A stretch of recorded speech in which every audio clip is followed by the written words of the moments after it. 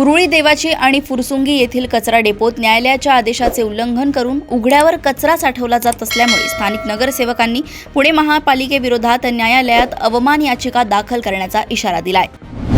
राज्य परिवहन महामंडळाने उन्हाळ्याची सुट्टी लक्षात घेऊन प्रवाशांसाठी पॅकेज टूर्स अंतर्गत विशेष बस सेवा सुरू केली असून 43 जागा आरक्षित केल्यास थेट गावातून बस उपलब्ध करून दिली जात आहे।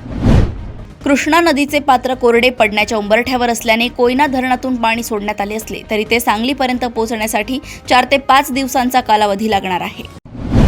गोव्याच्या कॅसिनोमधील एका व्हिडिओवरून कोल्हापुरात शिंदे सेनेचे आमदार राजेश क्षीरसागर यांचे सुपुत्र ऋतुराज आणि उद्धव सेनेचे जिल्हा प्रमुख रवी किरण इंगवले यांच्यात राजकीय वाद शिगेला पोहोचलाय। माळशिरस तालुक्यातील निमगाव येथे शक्तीपीठ महामार्गाच्या सर्वेक्षणाला विरोध करणाऱ्या शेतकरी नेत्यांना पोलिसांनी पहाटेच ताब्यात घेतल्याच्या निषेधार्थ गावकऱ्यांनी कडकडीत बंद पाळलाय।